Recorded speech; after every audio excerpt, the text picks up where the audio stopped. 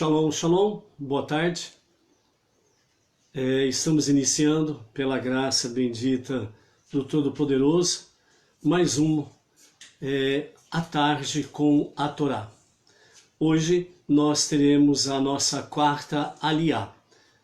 Hoje é dia 21 de outubro do ano 2020, do calendário gregoriano, e pelo calendário judaico nós estamos no dia 3 de Reshvan, do ano 5781.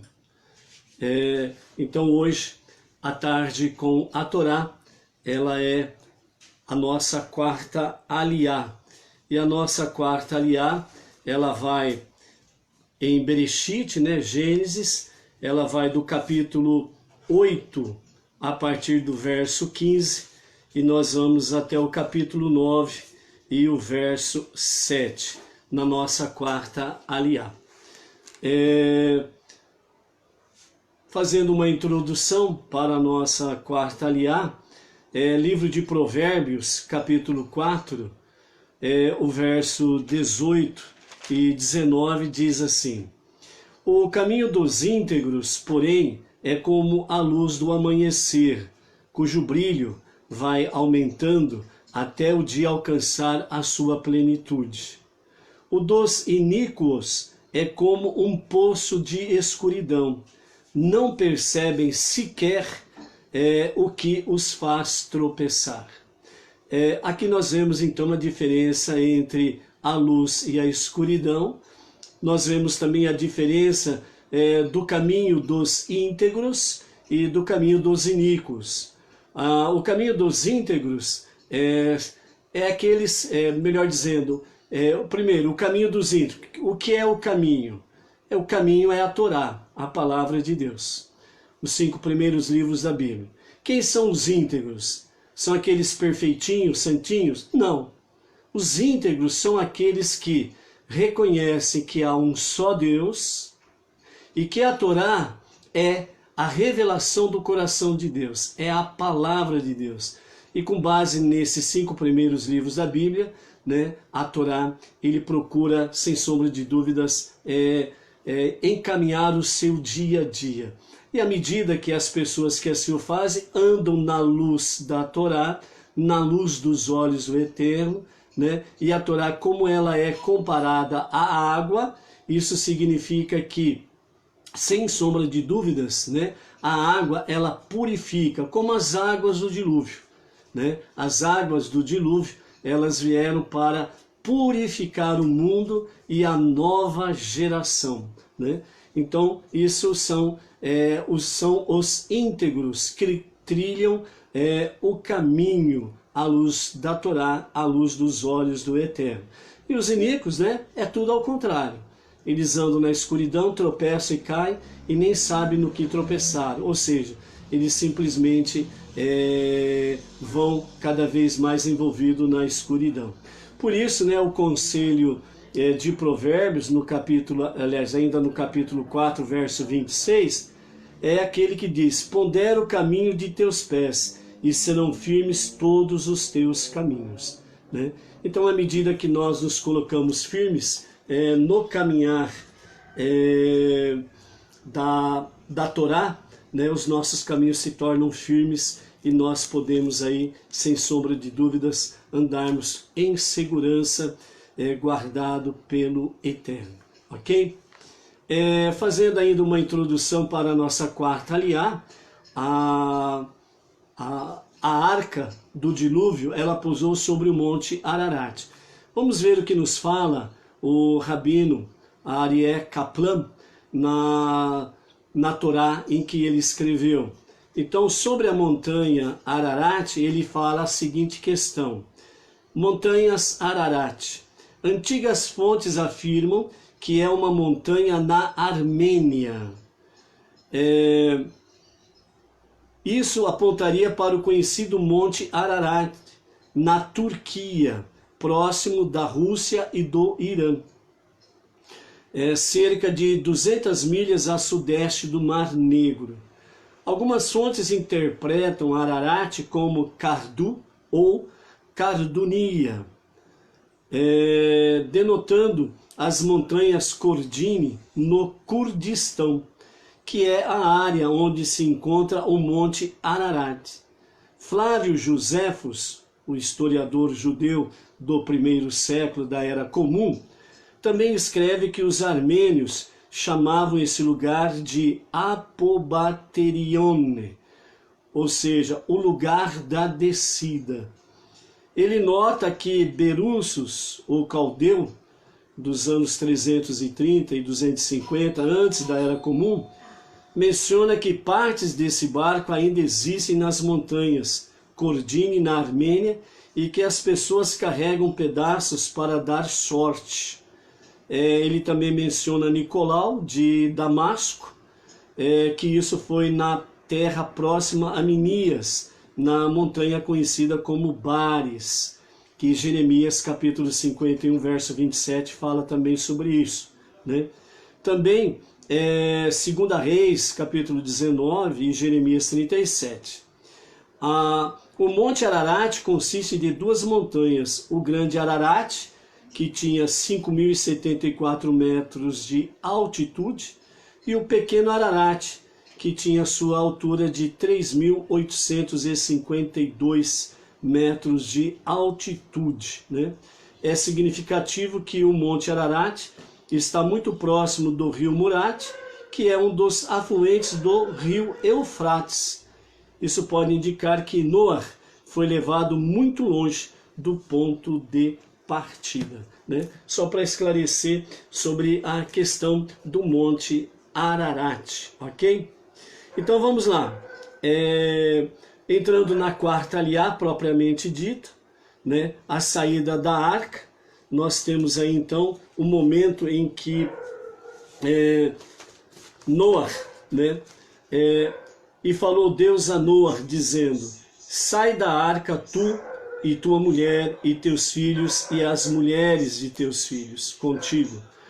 Todo animal que está contigo, toda criatura, ave quadrúpede e todo réptil que se arrasta sobre a terra, faz sair contigo, e que se criem na terra, frutifiquem e multipliquem-se sobre a terra.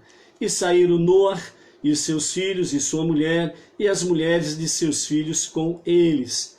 Todo animal, todo réptil e toda ave, tudo que se arrasta sobre a terra, segundo suas famílias, saíram da arca.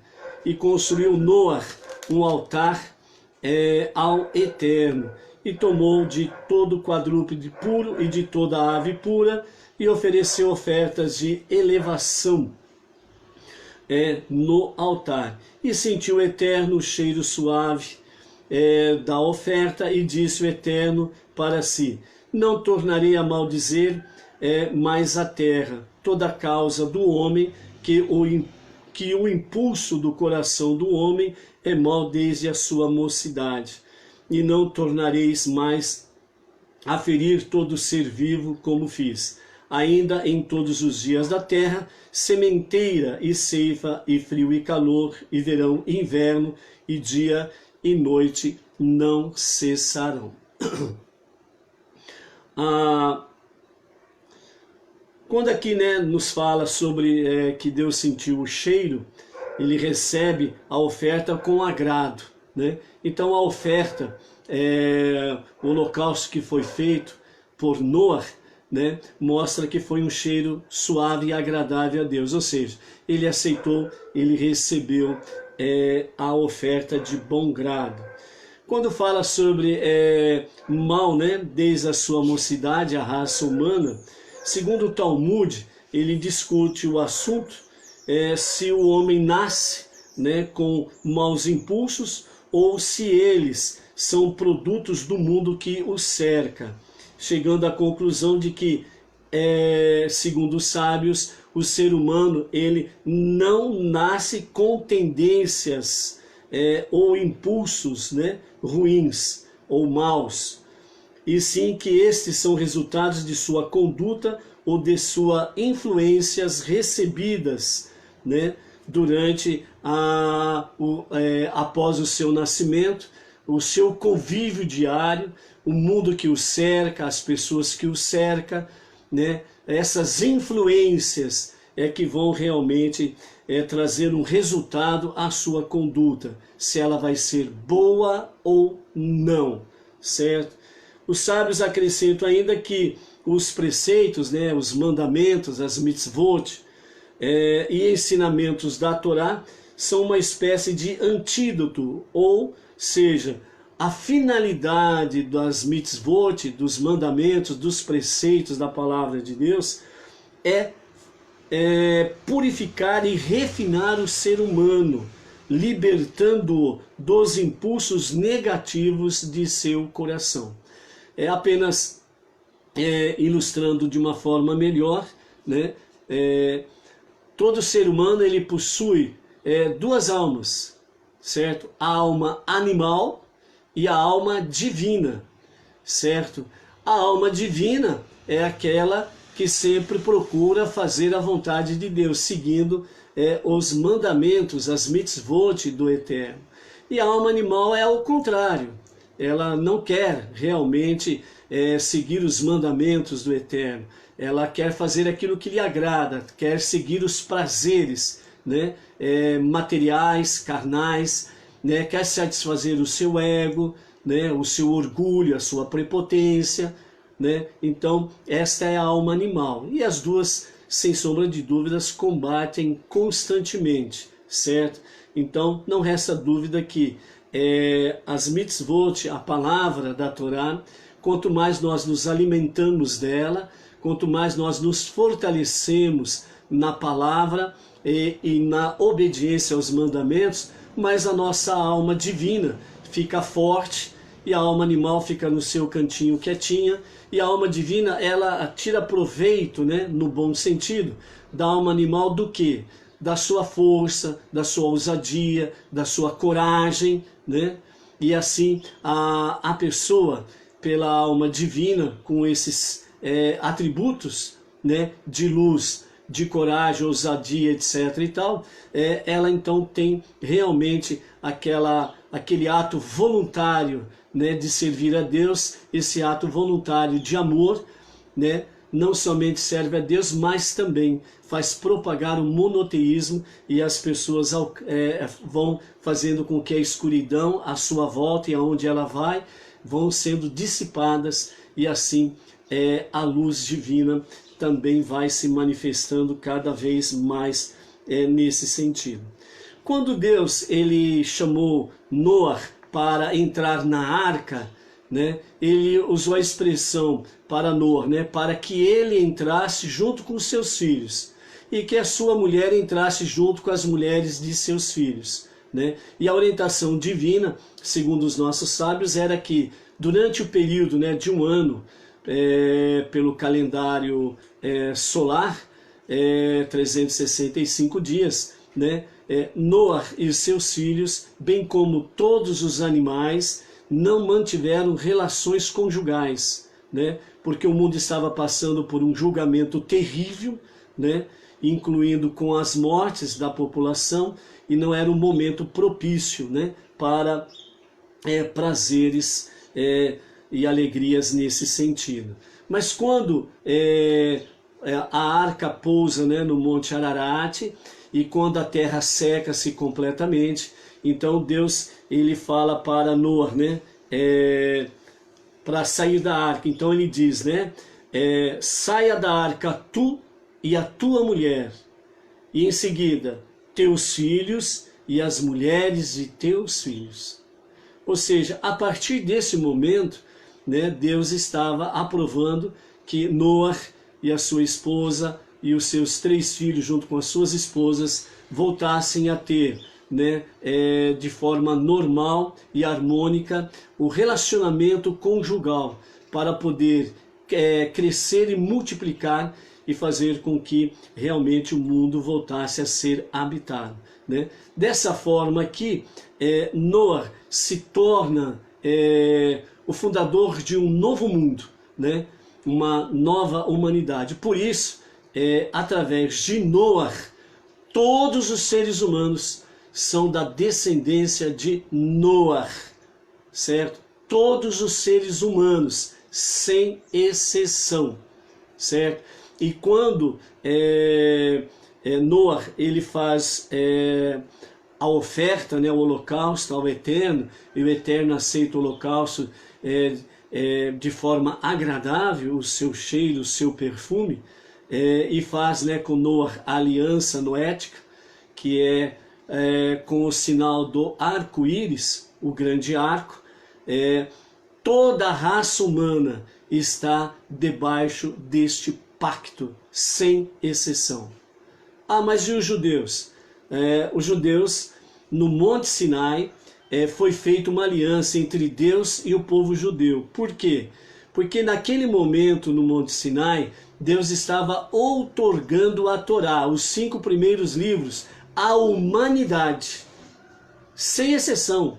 As 70 nações existentes na época, que representam todas as nações existentes até os dias de hoje, certo? Todas elas recusaram, rejeitaram a outorga da Torá.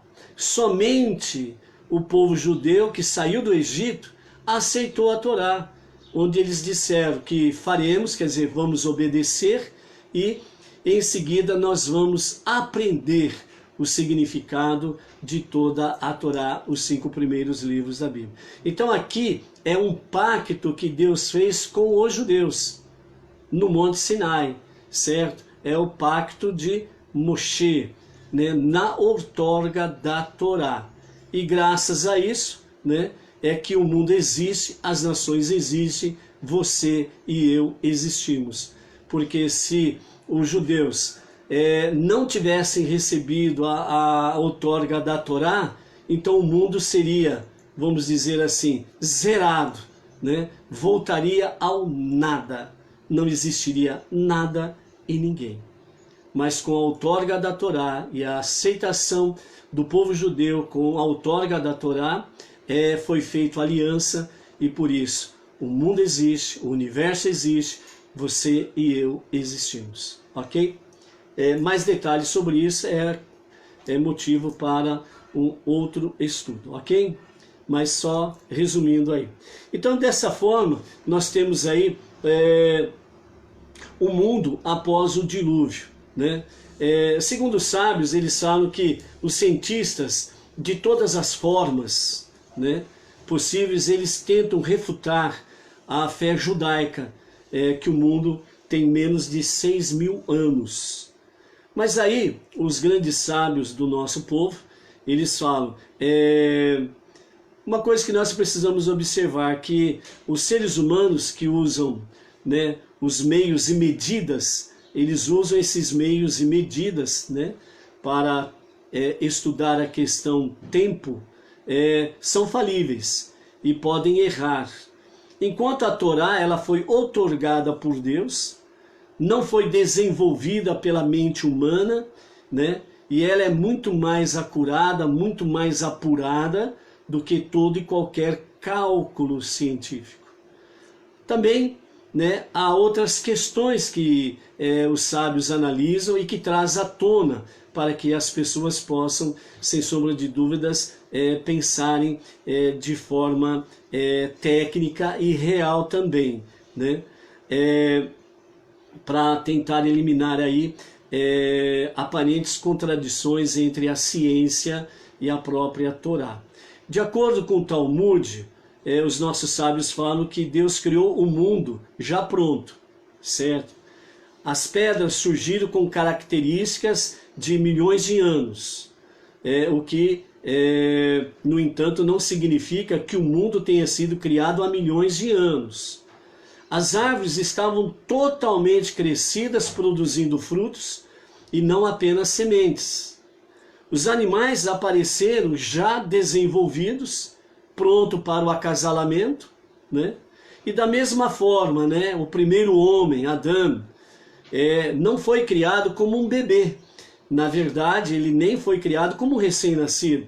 Ele sim, já era um homem formado por Deus, quando soprou em suas narinas o fôlego de vida. E então, nós temos essa questão toda. Então, tudo que foi criado no universo, Deus ele já criou pronto, certo? Adão não foi criado a partir de recém-nascido, já foi criado um adulto, né? As árvores já foram criadas já não somente produzindo sementes, mas frutos, né? As rochas, os rochedos, as montanhas, né? Já foram criadas prontas, né? Como se tivesse existido já há muito tempo, né? Aí está o poder criador do Eterno. E além disso, a nossa Parashá Noach, que conta a história do dilúvio, que é algo que precisa ser levado sem sombra de dúvidas em questão, ela nos fornece uma resposta para entendermos por que há elementos ainda passando pelo processo de transformação, o que cientificamente demoraria milhões de anos para ser completado, né? As consequências do dilúvio, ainda os cientistas vão levar muito e milhões de anos para tentar entender, compreender toda a lógica do dilúvio.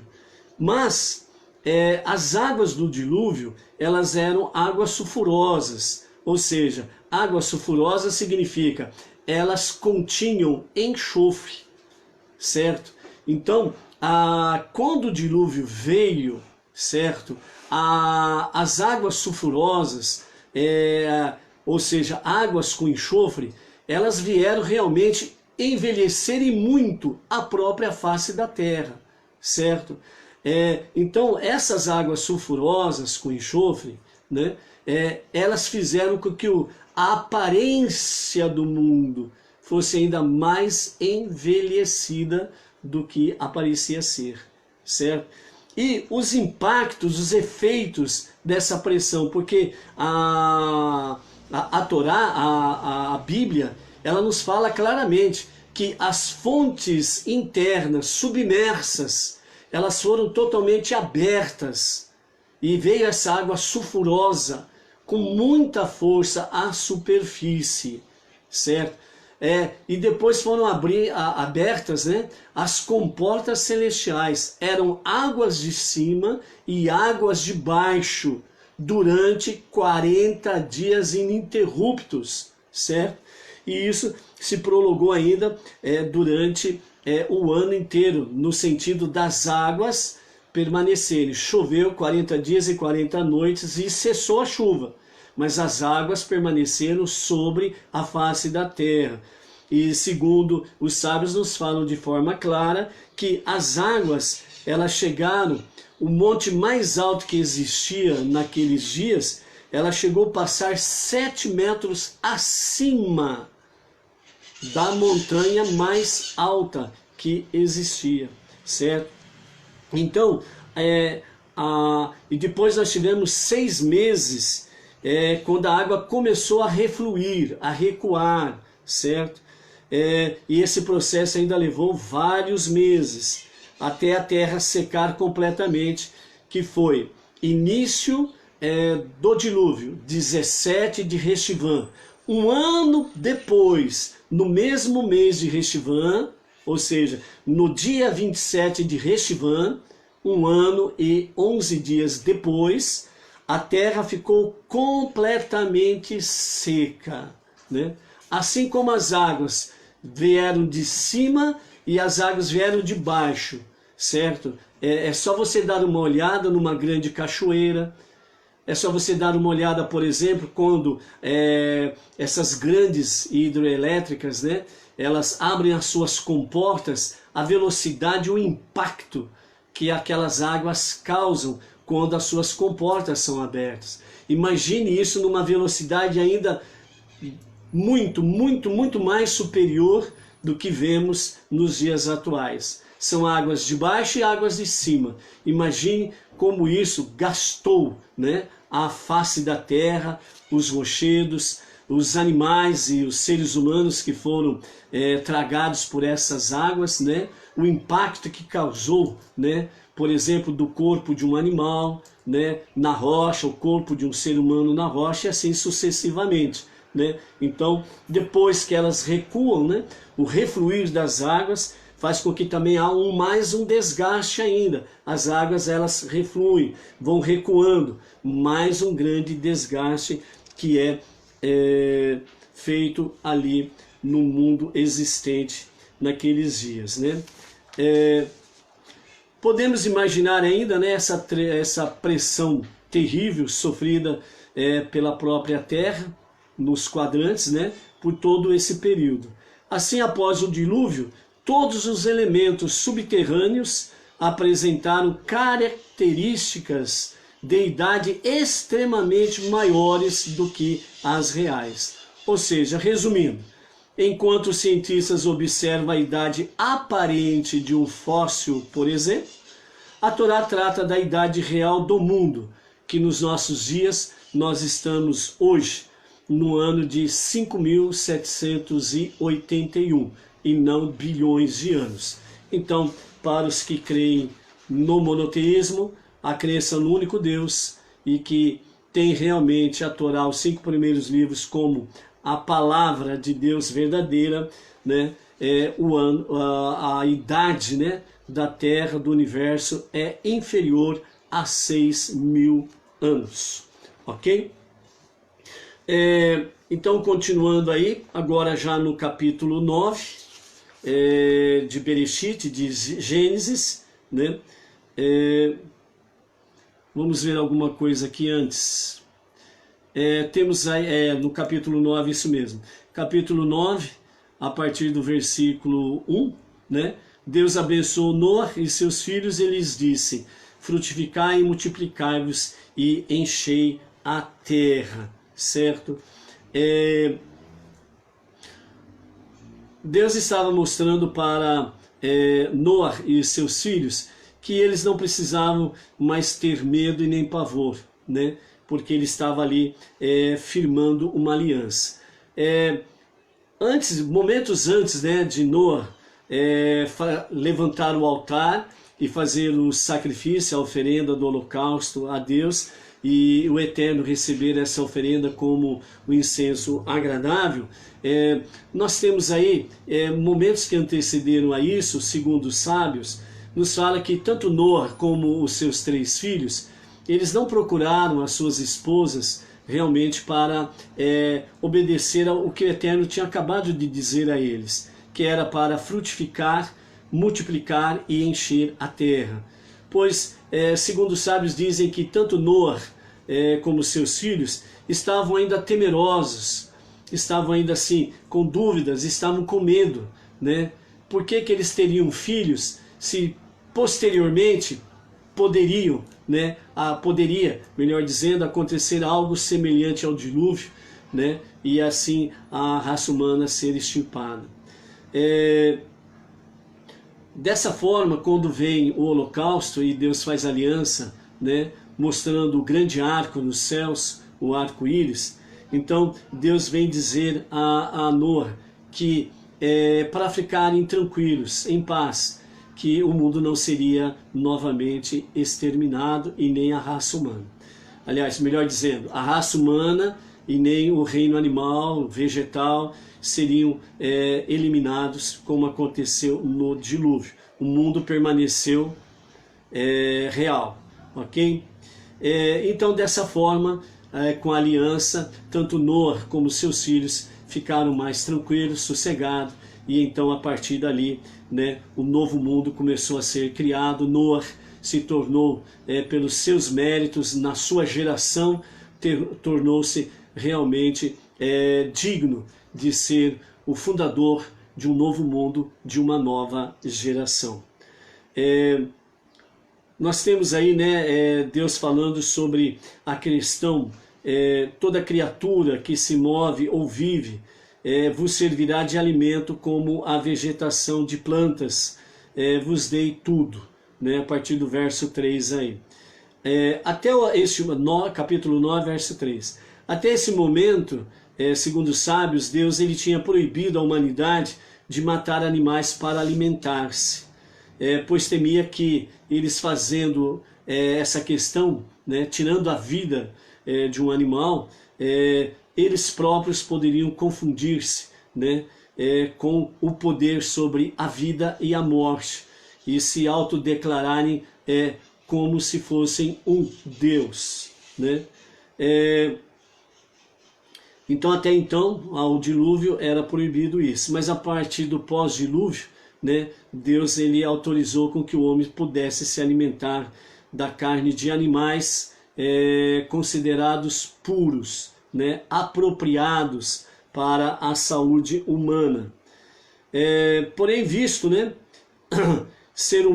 o ser humano tornou-se mais fraco e necessita comer carne por causa das proteínas para subsistir, estou permitindo que essas razões de saúde anulem a interdição anterior, né, de não poder alimentar-se de animais. Ademais, porque a constituição espiritual do mundo agora é mais favorável ao aprimoramento para o arrependimento. Há menos perigo de vos tornardes grosseiros, né, pelo consumo da carne. Todavia, não podeis comer a carne de uma criatura ainda viva, né? O seu sangue será requerido se você comer partes de um animal vivo. Por isso, né, o sangue de toda criatura viva, a sua alma está no sangue, né? A sua vida está no sangue. Por isso que Deus ele proíbe realmente de comer parte de um animal que ainda estava vivo. Ou seja, aquelas coisas, né, que, por exemplo, o frigorífico que obedece às regras e segundo as pessoas entendidas, né, do nosso povo, fala que principalmente o Brasil, os frigoríficos que tem o CIF, né, eles obedecem rigorosamente às leis de não trazer sofrimento aos animais. Agora, não se pode dizer a mesma coisa de abatedouros clandestinos, ou mesmo, entre aspas, né, frigoríficos clandestinos que não têm a inspeção do CIF, que é o Serviço, né, Federal de Investigação sobre se estão sendo obedecidas as leis em vigor. E segundo os entendidos aí dentro da área jurídica, falam que as normas, as portarias, as leis com referência ao abate nos frigoríficos legais, que tem ali, né, os agentes, os inspetores federais do CIF, né, as nossas leis e portarias e normas, elas são muito rigorosas para não trazer sofrimento aos animais. Então, por isso, para você não judeu, né, que vai comprar a sua carne, você precisa saber aonde você está comprando a sua carne, se aquele local, seja ele açougue ou supermercado ou hipermercado, se eles têm, a carne é fornecida por frigoríficos que tem lá o selo, o carimbo do CIF, certo? Aí você está se alimentando de uma carne mais sadia, certo? E caso contrário, ou outra fonte, né? Então este alimento ele já não está tão bem sadio assim. Tem dentro da sua carne, tem problemas sérios aí de animal sendo abatido, mas não esperando ele morrer completamente, e começa realmente o animal ser trabalhado, né? Ele ainda vivo, né? Então por isso os frigoríficos legalmente instituídos, que têm inspetores, agentes do CIF, tudo isso é observado, e o animal confirmado morto, então ele é liberado para que os açougueiros possam, né, trabalhar com a carne, e aí sim, né, as carnes são separadas pelos seus quadrantes aí, ok? Então, todavia não podeis comer a carne de uma criatura ainda viva, nem o seu sangue, né? Então não se come nem a carne de um animal que ainda não estava morto completamente, bem como não se bebe o sangue do animal, porque o sangue está a vida, a alma, né, do animal nesse sentido aí, ok? Na verdade, não podeis sequer causar a vós próprios sangramentos desnecessários. Se o fizerdes, ajustarei contas pelo sangue derramado, punindo-vos, né? Se tirardes vossa própria vida, por exemplo, cometendo suicídio. Com o suicídio é uma questão séria, que a pessoa ela está tirando realmente a sua própria vida, e isso não convém, não é agradável aos olhos de Deus, certo? Então, também entra dentro desse escopo aqui. E dentro desse escopo do versículo 4 do capítulo 9, né, que fala: não podeis comer a carne de uma criatura ainda viva e nem o seu sangue, aqui os nossos sábios falam que agora, com essa mitzvah, com esse mandamento, esse preceito que Deus está dando a Noar, então, para todas as nações, aqui Deus fecha uma aliança no sentido das 7 leis universais, né? Conhecidos como as 7 leis de Noar, que é para todas as nações não judias, certo? Então todas as nações, aqui se fecha o ciclo das 7 mitzvot, 7 mandamentos ou 7 leis universais. E essas 7 leis universais, elas são: primeiro, não praticar idolatria, não blasfemar contra Deus, não cometer homicídio, não roubar, não cometer adultério e não manter relações incestuosas, estabelecer tribunais de justiça e não molestar os animais ingerindo um órgão retirado em vida ou o seu sangue, certo? Então, nós temos aí as 7 leis universais que regram todas as nações não judias, certo? Então, primeiro, promova a justiça. O imperativo é buscar e promover a justiça social e uma proibição de qualquer mal de uso da justiça. Segundo, não blasfemar. Proíbe uma maldição dirigida ao Ser Supremo, ao Todo-Poderoso. Terceiro, não há idolatria. Proíbe a adoração de qualquer ser humano ou coisa criada pelo próprio ser humano. Também é proibida a fabricação de ídolos ou envolvimento com o culto idólatra. Isso necessita de um entendimento da unidade do Deus de Israel e de sua natureza. Quarto, não as relações ilícitas.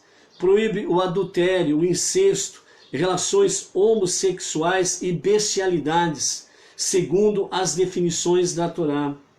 Quinto, não ao homicídio. Proíbe o assassinato e o suicídio.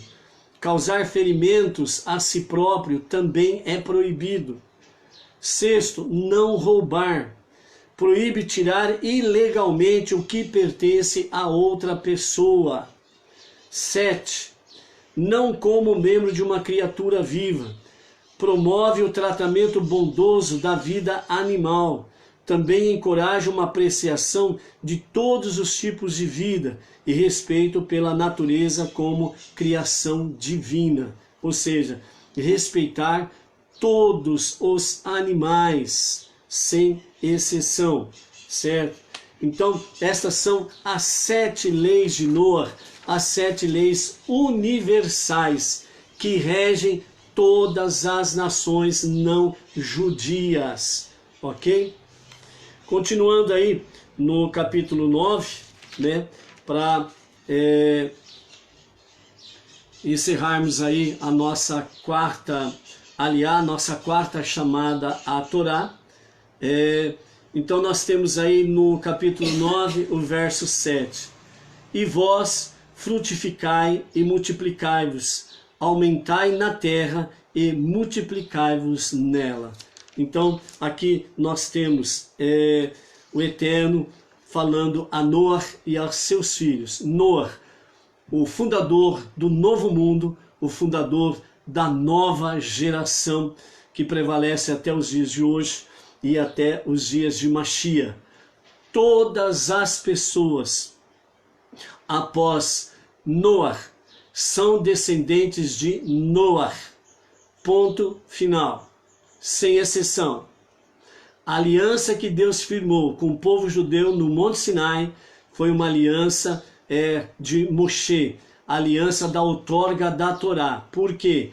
Porque todas as 70 nações, que representam todas as nações vigentes até aqui, recusaram a outorga da Torá, não receberam a Torá, rejeitaram a Torá, os 5 primeiros livros da Bíblia, que esses 5 livros é a norma ética, moral, espiritual, religiosa, os bons costumes para todo ser vivo.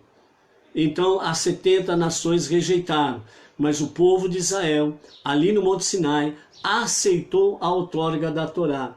Não rejeitou, mas recebeu a autoridade da Torá sobre as suas vidas. Por isso que o mundo permaneceu, porque segundo os sábios, até a outorga da Torá no Monte Sinai, o mundo estava existindo de forma provisória. Era de forma provisória que o mundo existia. Se, a suposição, obviamente, se o povo judeu tivesse rejeitado a Torá no Monte Sinai, o mundo viraria pó, deixaria de existir, bem como todos os seus ocupantes do universo. Então, se o mundo existe, as nações existem, se você e eu existimos, é graças à Torá, os 5 primeiros livros da Bíblia, e graças ao povo judeu. Lá em Deuteronômio é confirmado, né, que realmente o Eterno disse para a nação de Israel: vocês serão luz para as nações.